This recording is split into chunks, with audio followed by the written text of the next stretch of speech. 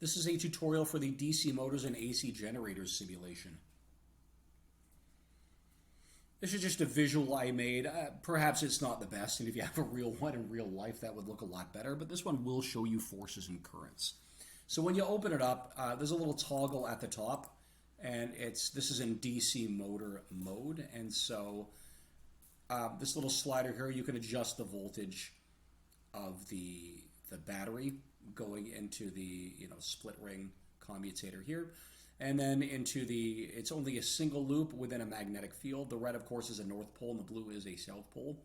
So you can imagine the magnetic field pointing inwards into the page from the red through towards the blue in the three-dimensional perspective. And if you want to include current, it will also show you the direction of the current as it moves through the loop. So you can kind of pause the whole thing, and you can use that to use your hand rules to determine the direction that it should be spinning.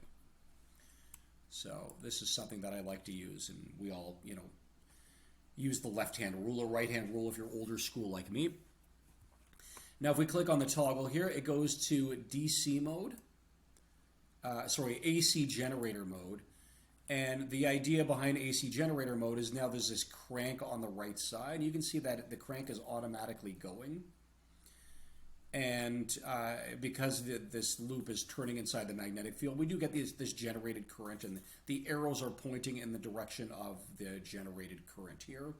And because those go and touch the slip rings here, this will go into a voltmeter, and you can show the alternating positive and negative voltage, or the alternating current on this voltage versus time graph up here. If you increase the crank speed, let's speed the whole thing up. If you increase the crank speed, you of course will get a larger voltage. And if you decrease it, you'll get a smaller voltage. And also a lower frequency of the alternating current here. The other thing you can do is if you put the crank speed to 0, you can actually grab the handle and kind of fling it, which I like to do. And you can see it start to slow down, and of course the current to reduce as it moves slower. So that is the DC motor and AC generator simulation. Hope you find it useful.